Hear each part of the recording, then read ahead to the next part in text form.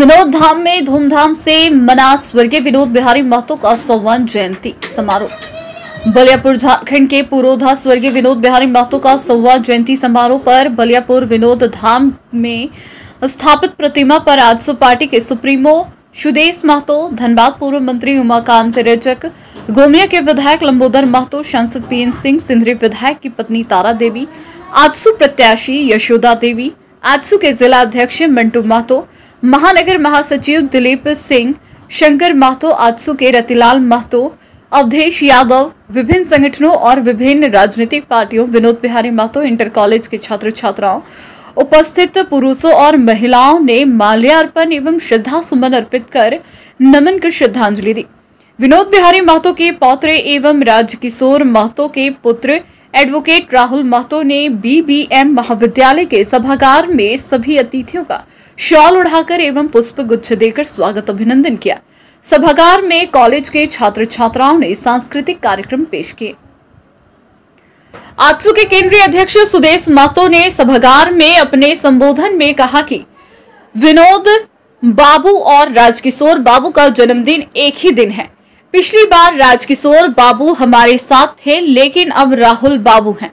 विनोद बाबू को गहरी से जानेंगे तो राज्य के बारे में जानेंगे। विनोद बाबू को जानने के लिए वर्तमान में हम सभी को बदलना होगा। समाधि स्थल पर व आसपास के गांव में अच्छी सड़क, बिजली, शिक्षा होना चाहिए। विनोद विचार मंच को बढ़ाने के लिए हम सभी को मिलजुल कर काम करना होगा। सौभाग्य है कि विनोद बाबू के परिवार के साथ राजनीति करने का अवसर मिला है। झारखंड राज्य स्वर्गीय विनोद बिहारी महतो के चेतना को झारखंड में स्वर्णिम विकास के लिए बढ़ाना है। उनका 101वीं जयंती समारोह को पूरे राज्य में भव्य बनाने की तैयारी अभी से शुरू कर देना है। धनबाद सांसद पीएन सिंह ने इस मौके पर कहा कि मैं विशेष रूप से विनोद बाबू के 100वां जयंती में हृदय से श्रद्धांजलि देने आया हूँ। साथ ही स्वर्गीय राजकिशोर महतो का भी इसी दिन 77वां जयंती है। स्वर्गीय विनोद बिहारी महतो ने समाज के लिए बहुत महत्वपूर्ण कार्य किए, खासकर संस्था के लिए, पढ़ो लिखो अधिकार के लिए, समस्त झारखंड को जागृत किए। वह एमपी और एमएलए जब थे तब भी सादगी के प्रतीक थे। उनसे हम सभी को प्रेरणा लेने की जरूरत है। इस अवसर पर स्वर्गीय Rajkishore Mahto trust and diabetic charitable trust के द्वारा निःशुल्क स्वास्थ्य जांच शिविर का आयोजन किया गया। कॉलेज के एनसीसी के छात्र छात्राओं ने बैंड बजाकर सलामी दी। आशु सुप्रीमो सुदेश महतो ने करीब 2 किलोमीटर पैदल चलकर विनोद धाम पहुंचे, जहां उनका विनोद बिहारी महतो के पुत्र राहुल महतो ने पुष्प गुच्छ एवं शॉल उड़ाकर स्वागत किया। स्वर्गीय विनोद बिहारी महतो जी का 100वां जन्म दिवस है और उनके सुपुत्र राजकिशोर महतो जी का 77वां जन्म दिवस। मैं यहाँ पर आया श्रद्धा सुमन अर्पित करने के लिए, उनको पुष्पांजलि देने के लिए। विनोद बाबू ने समाज में बहुत ज्यादा काम किया, खासकर शिक्षा के क्षेत्र, पढ़ो लड़ो अधिकार के लिए। उन्होंने पूरे झारखंड में कार्य को किया और वो एमएलए भी रहे, एमपी भी रहे, जो सादगी के प्रतीक थे। आज हमारे इस प्रदेश के सामाजिक और राजनीतिक झारखंड की कल्पनाओं को अपने में समेटकर समाज सुधारक के रूप में विख्यात विनोद बाबू की 100वीं जयंती आज पूरा प्रदेश उनको नमन कर रहा है, उनके जीवन की घटनाओं को याद कर रहा है, उनके योगदान को याद कर रहा है।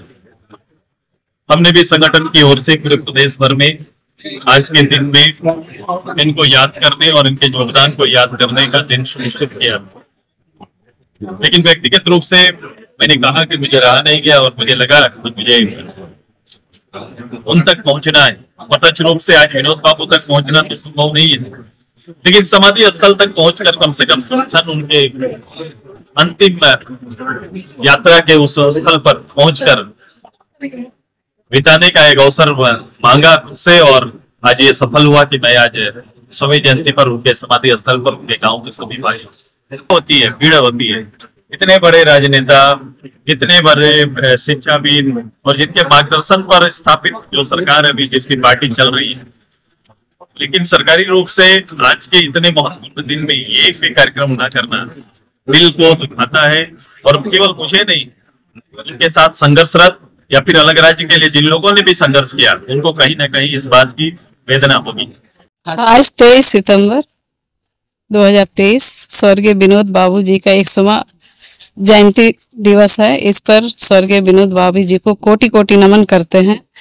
और आज झारखंड अलग राज्य जो मिला है उन्हीं का देन है, वो झारखंड के मसीहा हैं। और उनका जो एक नारा था कि पढ़ो और लड़ो, हम सब जितने भी झारखंड वासी हैं आज उन्हीं के पद चिन्हों पर चल रहे हैं। जब पढ़ेंगे, शिक्षित होंगे, तभी तो हम लोग हक का लड़ाई लड़ सकेंगे।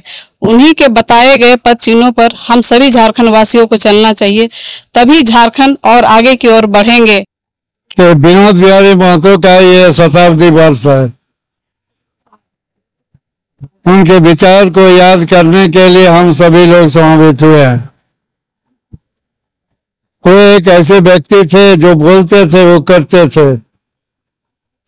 उन्होंने नारा दिया था पढ़ने के लिए और लड़ने के लिए। कानून वगैरह को जानने के लिए पढ़ना चाहिए और हक अधिकार को लेने के लिए लड़ना चाहिए। तो ये केवल मुंह से ही नहीं बोले, केवल भाषण तक ही सीमित नहीं रहे, बल्कि उसको जमीन में अपने व्यवहारिक रूप दे करके इसको व्यवहारिक रूप दिया। उन्होंने समाज को शिक्षित करने के लिए जगह जगह पर गांव शहर में स्कूल, कॉलेज, विधि महाविद्यालय आदि खोले ताकि लोग पढ़े और अपने हक अधिकार को समझे। दूसरे ये सब होने के बाद भी नेक्स्ट जो ये था कि केवल जान, सबसे पहले चीज आज उनका 100वां जन्मदिन जयंती मना रहे हैं, ये खुशी की बात है। पूरा झारखंड वासियों के लिए खुशी की बात है। आज हमारे बीच वो नहीं है, लेकिन उनकी एहसास, उनकी जो काज, वो हमको हमेशा याद दिलाते हैं कि शिक्षा का उन्होंने बहुत जागरण माने बहुत फैलाया है। और हर एक व्यक्ति को शिक्षा से जो लाभ मिलता है वो उन्होंने समझाया है। इसीलिए जगह जगह आज के दिन में हम लोग देख रहे हैं कि जगह जगह उनका स्कूल से लेकर कॉलेज तक, महाविद्यालय तक, सब जगह उनका नाम है और वो खुलवाने में बहुत अहम भूमिका अदा किए हैं।